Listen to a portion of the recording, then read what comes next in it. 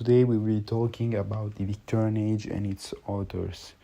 Like we have already seen in the past, they will tend to reflect the social conditions and the historic events that surrounds them. We have already seen, for example, Charles Dickens, who basically talks about the inhumane conditions of children during the Industrial Revolution that was happening in the United Kingdom in the 19th century. This period of history is known for its imperialism, which is basically a trend between powerful countries, so mainly European ones, to colonize as much territories. We have colonies in Africa, in South and Central America, and even in Asia. This was both a way to gain resources, but also to spread the culture and the customs of a country. The United Kingdom was no different. In fact, in the Victorian age, thanks to Queen Victoria, it reached its maximum expansion, becoming the world's largest empire. On one hand, the British people were actually happy because thanks to the UK's new colony, that brought economic-wise an age of prosperity. However, parallel to the imperialism, there is also a spread of the awareness of the absurd condition that the indigenous people of those territories were put into. For this reason, intellectuals began to discuss if imperialism was justifiable and could be considered a responsibility of the white man, or if it was just wrong and basically just an act of oppression to the people that lived there. To start, we have Rudyard Kipling. He was born in India, that at the time was a British colony. He was born from British parents that actively tried to do good. They, for example, built a school there in India, and also an institution to maintain and repair the Indian art. Raised in such a family, he was naturally going to be in favor of imperialism, seeing it as a way to bring progress to these poor countries. He wrote a novel called The White Man's Burden, where he basically describes the colonialism as a mission of the white man, where he basically have to keep this burden to both represent its countries and be judged as a representative, and also to civilize these people who himself described as half demon, half child, as they were both instinctual and naive, and also to be aware that they could rebel and attack them. To be against the imperialism, we have instead Joseph Conrad. He was born in Poland, but he knew English as his third language. That's because he took part in a lot of different trips, as he used to embark a lot.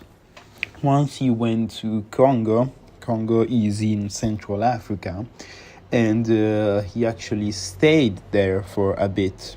And when he returned to England, he wrote Heart of Darkness, where he basically described his journey in Africa, also describing the various atrocity of the white man. The protagonists are Harlow, who is the narrator, and Kurtz. He's a commerciant, an ivory commerciant, where ivory is a material that is derived from elephants' tusks. Kurtz is sent to do his job, however he disappears, and so Marlowe is sent to retrieve him. However, Marlowe doesn't really know anything about Kurtz, so he began asking around, and he finds out he's one of the best colonists of England, and is known for its refined culture. Excited to meet Kurtz, and so he begins alongside other men this long journey through all Africa to find him. However, when they do find him, they find out that Kurtz has become the tribal leader. He didn't want to return to England. Thinking that he just got mad, they forcefully take him away. However, he gets sick and he dies in the trip back home. His last words were to Marlowe, and he just said, "The horror." And although these were just 2 words, Marlowe almost saw in Kurt's eyes what he meant.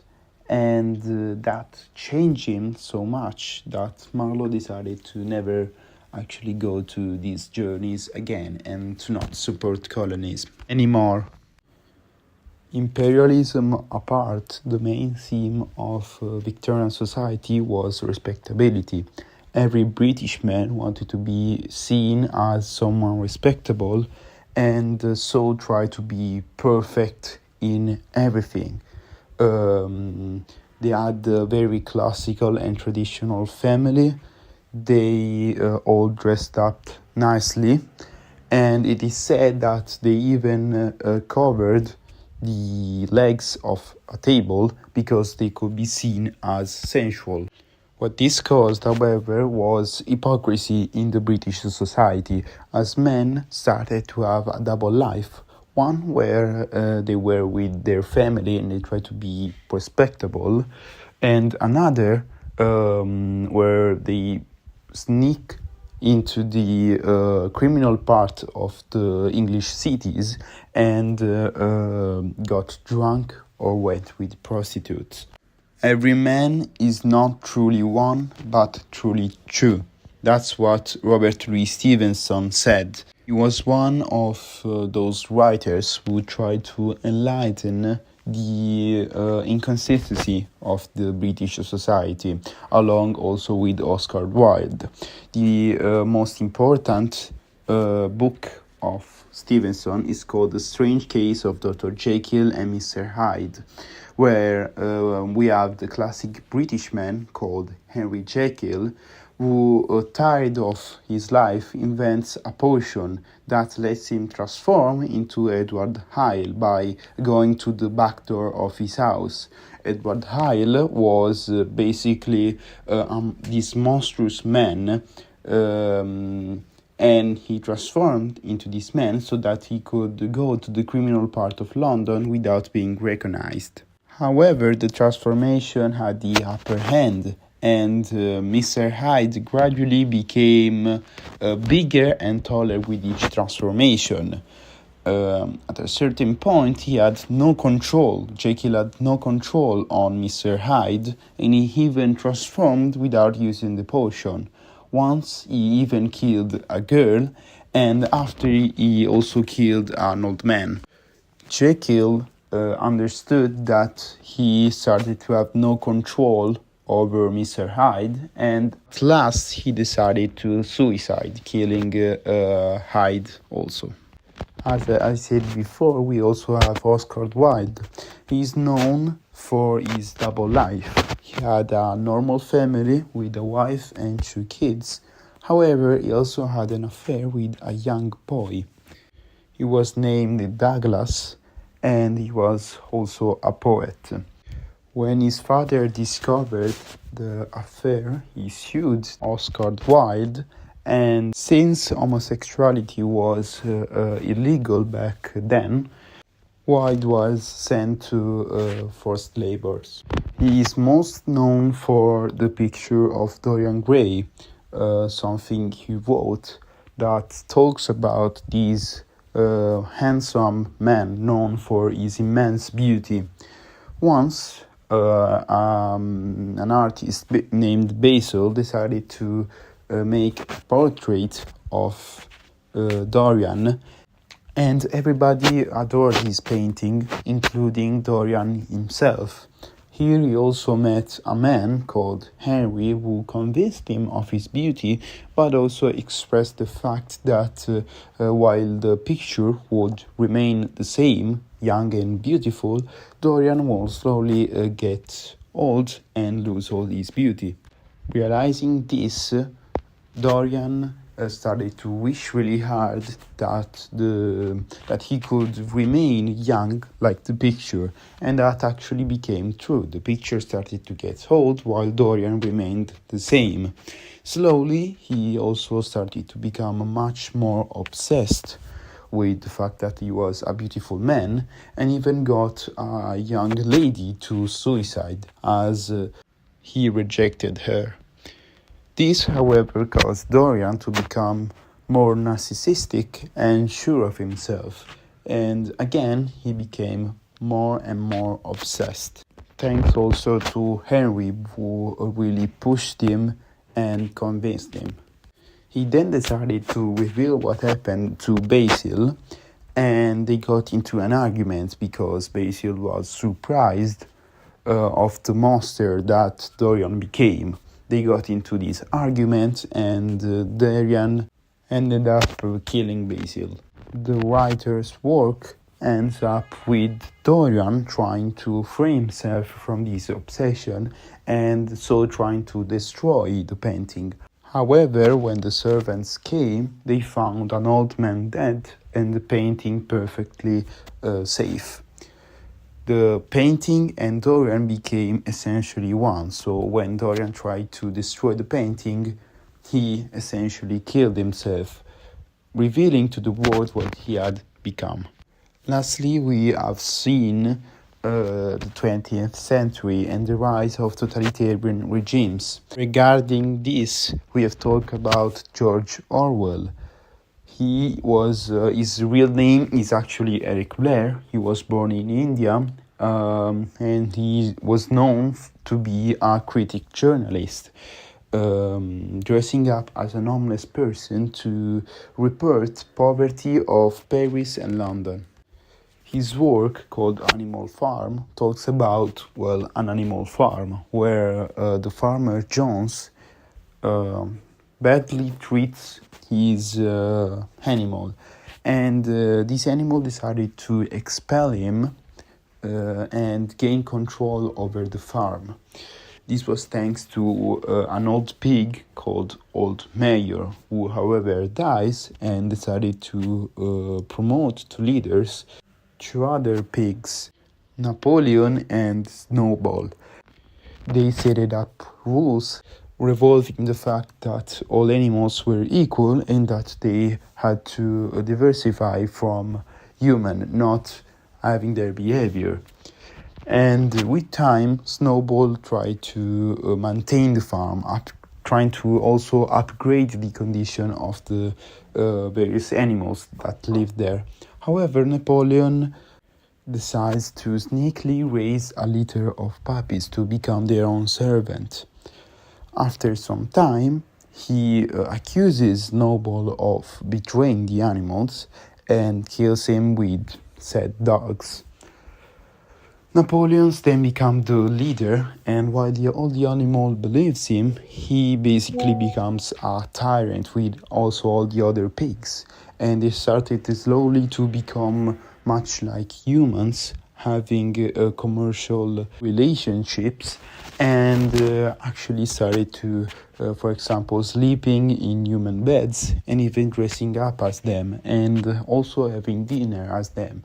And it ends with other animals not recognizing the pigs and confusing them with actual humans. All this was basically just a giant comparison to the Russian Revolution, where the farmer Jones is supposed to represent Nicholas II, and the old mayor is Lenin, who tried to bring communism to Russia. However, when he passed down the role to Stalin, which is Napoleon, and Trotsky, which is Snowball, we saw that Trotsky tried to actually better the conditions of Russia, while Stalin slowly raised to the power, even having his own army called KGB, which are the dogs in Animal Farm, so that he could basically maintain his power and become a dictator. He even, much like the Soviet, expelled Trotsky, who fled to Mexico, and they even found him and killed him. At the end, we could say that Stalin basically became this equal to Nicholas II, as his regime brought nothing but poverty and misery to Russia, much like the pigs that became equal to the humans. Lastly, by George Orwell, we have 1984. This dystopian novel was written in 1948 and is basically a prediction of what world will be in the year 1984. And it is really famous because George Orwell was able to guess a lot of things that are true today. For example, the world is divided in 3 superstates: Oceania, Eurasia, and East Asia, guessing that Europe won't count no more in the future. The language spoken in this novel is called Newspeak, which is much like English, however, it is reduced to the bare essential, predicting also our language. Everything is controlled by one person, Big Brother, who controls the superstate of Oceania. And although nobody has really ever seen him, everybody glorifies him and adores him, as they are thought that he is the best and to obey his rules. The two protagonists are Julia, who works in Milanov, which is a minister where people that don't agree with Big Brother are tortured. We also have Winston, who works in Minitruth, which is the place where all the past data is deleted. Julia and Winston both fall in love and decided to go against the predicaments of Big Brother.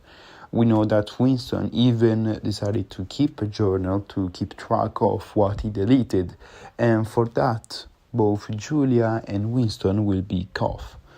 They will both be brought to Minidov when they're going to be tortured, and at the end, Winston betrays Julia, admitting that he loves Big Brother after being tortured for so many months. This story revisits the past by looking at the past totalitarian regimes, but also looks into the future by trying to make people aware that with technology we could have less and less control of ourselves.